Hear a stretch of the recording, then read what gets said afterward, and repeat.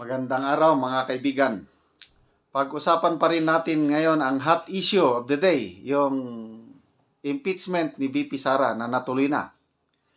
Yung pinaka-latest na bilang kanina is 153 ang pumirma. Ito, may bagong post si Teo Moreno 2 minutes ago na puno siya. So bagong-bago pa. Ilagay niya dito na 206 na kongresista na ang nakapirma sa impeachment complaint. I don't know how true is this. Basta, isinishare ko lang sa inyo ang post ni Teo Moreno. Okay, basahin ko ang kanyang post. VP Sara's impeachment isn't the real issue. The country is. Editorial by Teo Moreno. So, ang bansa, ang series of corruption issues tungkol sa bansa, ang issue, yung kay VP Sara, hindi yun ang real issue. Diversionary tactic lang ng gobyerno. Yun ang punto ni Teo Moreno. Basahin ko.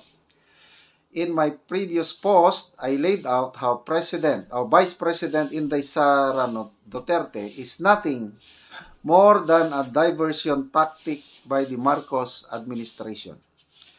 They are using her to manipulate public attention and distract from the real crisis plaguing the country. Look at what just happened in the past few days. Okay. February 3. 3 is Monday.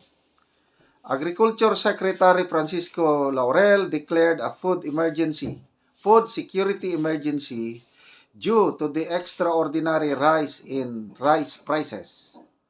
This despite the Philippines being the world's top rice importer, an embarrassing reality for an agricultural nation. Okay. So, hindi nila kayang pababain yung presyo ng bigas despite yung napakababang buwis ng imported rice. So, food security emergency. Yeah. Malaking issue yun. Malaking kahiyayan yun. Second, kahihiyan or issue. The Supreme Court ordered House Speaker Martin Romualdez, February 4 pala ito nangyari. February 4, 2025. Kahapon ba yun? Yes. The Supreme Court ordered House Speaker Martin Romualdez, Senate President Chis Escudero, and Executive Secretary Lucas Bersamin to respond to a petition challenging the constitutionality of the 2025 General Appropriations Act. The issue? ? President Bongbong Marcos signed the budget despite blank spaces in the bicameral report, raising serious concerns about corruption and legalities. Okay. So, dalawang issue na yan ha. Pangatlong issue. February 4, ito yung mas malaking issue. Nasyak ako pag nalaman ko ito. February 4, 2025, kahapon din.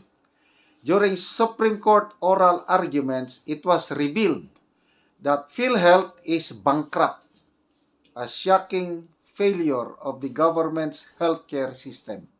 But still, this admin zero out PhilHealth's budget.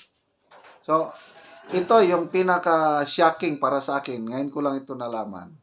Kasi hindi ako nanood yung oral arguments. Kaya lang napag-alaman, bankrupt na pala ang PhilHealth. So, anong mangyayari sa ating healthcare system? Tapos, binawasan, siniro budget pa nila, subsidy, wala, zero. Anong mangyayari sa mga Pilipinong magkakasakit? Grabe. Bangkorete na. Kaya, inalis yung CEO or president ng PhilHealth. Dati, Ledesma, ngayon, merkado na. Dahil bangkarote na. Bankrupt na ang PhilHealth natin. So, yan, tatlong major issues. Food, security emergency, hindi nila kayang mapababa ang presyo ng bigas. Despite sa nagbaha na ang imported rice sa bansa, yung legality or constitutionality ng 2025 national budget dahil sa blank item sa BICAM, at ito, bankrupt na ang PhilHealth natin. Yan, tatlong issue yan na mabibigat. Okay, sabi ni Teo, these are major issues that demand public attention. If we ignore them, the government will continue draining funds and enriching itself at the expense of taxpayer. Even key political figures are raising alarms. Opposition figures like Franklin Drilon called the 2025 budget as the most corrupt budget in Philippine history. Meanwhile, Senator Amy Marcos, BBM's own sister, described it as the worst budget she has ever seen. The impeachment case is a deliberate cover-up to conceal the series of corruption they are doing. To bury yung tabunan, to bury these scandals, the House of Representatives of the Philippines rushed VP Sara's impeachment forward. Today, ngayon, ito, sources ni Teo Moreno. Today, a caucus was scheduled for 10 a.m. either in the Speaker's office or at Romualdez Hall. Some committee hearings were even canceled to prioritize this meeting. The agenda, a unified stance on VP Sara's impeachment.